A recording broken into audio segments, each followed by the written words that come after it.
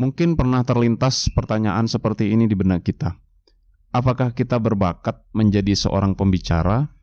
Apakah kita berbakat menjadi seorang pengusaha? Atau apakah kita berbakat menjadi seorang mekanik? Nah, jika lo punya pertanyaan-pertanyaan seperti itu, lo harus nonton video ini sampai habis agar lo dapat keseluruhan insight-nya. Di buku Outliers, karya Malcolm Gladwell, dituturkan sebuah survei pada awal tahun 1990-an yang dilakukan oleh psikolog bernama Anders Ericsson di sebuah akademi musik elit yang berada di Jerman. Mereka ingin memecahkan sebuah pertanyaan yang gue sebutkan di awal tadi. Apakah gue berbakat di bidang ini? Dibantu oleh beberapa profesor di akademi itu, Anders Ericsson membagi para pemain biola di sekolah itu menjadi 3 kelompok. Kelompok pertama berisi pemain bintang, yang mana siswa-siswanya itu berpotensi menjadi pemain biola solo kelas dunia. Kemudian kelompok kedua berisi pemain yang dinilai bagus, dan kelompok ketiga berisi pemain biola yang kemungkinan besar tidak akan pernah bermain secara profesional dan hanya berkeinginan menjadi guru musik di sekolah negeri. Semua pemain biola diberi pertanyaan yang sama. Sepanjang karir sebagai pemain biola, berapa lama latihan yang sudah kalian lakukan? Nah, semua pemain biola itu umumnya mulai berlatih bermain biola pada saat yang sama, sekitar usia 5 tahun. Pada tahun-tahun pertama, semua berlatih sama banyaknya, sekitar 2-3 jam per minggu. Perbedaan mulai tampak saat siswa berusia 8 tahun. Siswa terbaik mulai berlatih lebih sering dibandingkan teman-temannya. Bisa dilihat pada tabel berikut bahwa siswa yang berpotensi menjadi pemain biola profesional pada umur 9 tahun dia berlatih 6 jam selama seminggu. Pada usia 12 tahun, jam berlatihnya pun meningkat menjadi 8 jam per minggu. Sampai pada usia 20-an tahun, ia berlatih selama 30 jam per minggu. Para peneliti menyimpulkan bahwa para pemain biola profesional pada kelompok pertama telah menghabiskan waktu latihan sebanyak 10.000 jam saat dia berusia 20 tahun. Pada kelompok kedua, siswa yang dinilai baik menghabiskan 8.000 jam untuk berlatih bermain biola. Sedangkan pada kelompok ketiga, di mana siswa yang akhirnya hanya menjadi guru musik di sekolah negeri hanya berlatih selama 4.000 jam. Kesimpulan yang dibuat oleh ahli saraf Daniel Levitin adalah perlunya latihan selama 10.000 jam untuk memperoleh keahlian yang dibutuhkan demi menjadi ahli kelas dunia dalam bidang apapun. Entah itu komponis, pemain basket, penulis fiksi, pemain ski, pembalap, pemain catur, pembicara kelas dunia, dan lain-lain. Practice makes perfect. Ini adalah semboyan yang sering kita dengar sebagai ajakan untuk take action.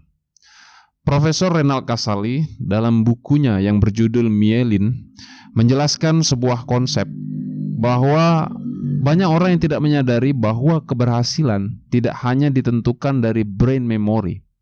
Temuan-temuan terbaru yang tak kalah penting yang berperan sebagai memori di dalam tubuh kita adalah muscle memory yang letaknya berada di seluruh jaringan otot kita. Brain memory terbentuk karena pengetahuan, sedangkan muscle memory terbentuk karena latihan. Manusia yang hanya membangun pengetahuan melalui otak hanya akan menjadi manusia formula yang hanya melihat dari kacamata brain memory. Sedangkan manusia yang hanya melakukan latihan akan bergerak reflektif secara otomatis. Gabungan dari kemampuan brain memory dan muscle memory akan menghasilkan gagasan-gagasan atau tindakan-tindakan kreatif yang bisa menjadi sebuah keunggulan. Muscle memory atau myelin adalah sumber semua talenta yang dibentuk dengan latihan mendalam. Muscle memory ini tersebar merata dalam bentuk sistem saraf di otot-otot kita yang memberi perintah dan menyimpan informasi. Muscle memory inilah yang berperan penting di balik kesuksesan artis besar, pelukis terkemuka, pembicara terkenal, entrepreneur sukses, dan pemimpin besar. Kalau kita lihat, myelin ini berbentuk seperti karet gelang yang mengelilingi sebuah sel. Lapisan-lapisan yang berbentuk seperti karet gelang itu bisa terdiri dari 5 atau 50 helai, atau mungkin lebih banyak lagi. Menurut para ahli, semakin seseorang terlibat dalam latihan yang mendalam, maka akan semakin tebal lapisan itu. Lapisan-lapisan itulah yang disebut dengan myelin yang ditemukan oleh Rudolf Virchow pada tahun 1854. Selanjutnya, Daniel Coyle memberikan penjelasan tentang fungsi myelin. Myelin adalah jaringan yang membungkus mata rantai jaringan saraf dan berperan meningkatkan daya pancar, kecepatan, serta akurasi sinyal yang dikirimkan. Semakin sering manusia memberikan perintah, menggerakkan, atau melatih aktivitas tertentu, maka akan semakin optimal jaringan itu bekerja. Kesimpulannya, kalau kita ingin menjadi ahli dalam suatu bidang, maka satu-satunya cara yang bisa kita lakukan adalah dengan sesering mungkin melakukan latihan di bidang yang ingin kita tekuni. Semakin sering, semakin bagus, sampai kaidah 10.000 jam tadi tercapai. Jadikan aktivitas tadi menjadi sebuah kebiasaan. Misalnya, kita ingin menjadi ahli dalam berpikir kritis. Ya, sebisa mungkin setiap hari kita melakukan aktivitas-aktivitas yang berhubungan dengan berpikir kritis. Atau ketika melakukan aktivitas apapun, kita selalu berpikir kritis dalam memutuskan ataupun mengambil tindakan. Dengan kita terbiasa melakukan aktivitas tersebut, maka lama-kelamaan kita tidak perlu effort yang besar lagi dalam melakukannya. Ada satu poin penting lagi yang perlu gue sampaikan. Tidak hanya menjadikan aktivitas tersebut sebagai sebuah kebiasaan, tetapi juga ada progres di setiap waktunya. Ya, kalau misalnya lo belajar dasar-dasar ilmu mekanik karena lo ingin menjadi seorang master di bidang mekanik, kemudian lo belajar tentang dasar-dasar ilmu mekanik sehingga lo udah terbiasa tuh praktek ngebengkel atau ngebongkar mesin.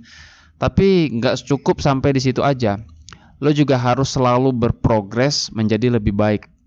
Artinya lo selalu menaikkan level kesulitan di setiap kegiatan yang lo lakuin. Jadi setiap waktu lo selalu naik level menjadi lebih baik. Oke, mungkin segitu aja video gue kali ini. Kalau kalian mau dukung gue bikin konten semacam ini lagi, caranya gampang banget. Tinggal klik subscribe dan nyalakan lonceng notifikasinya biar kalian gak ketinggalan video terbaru dari gue. Share ke teman-teman lo kalau dirasa video ini bermanfaat, and thanks.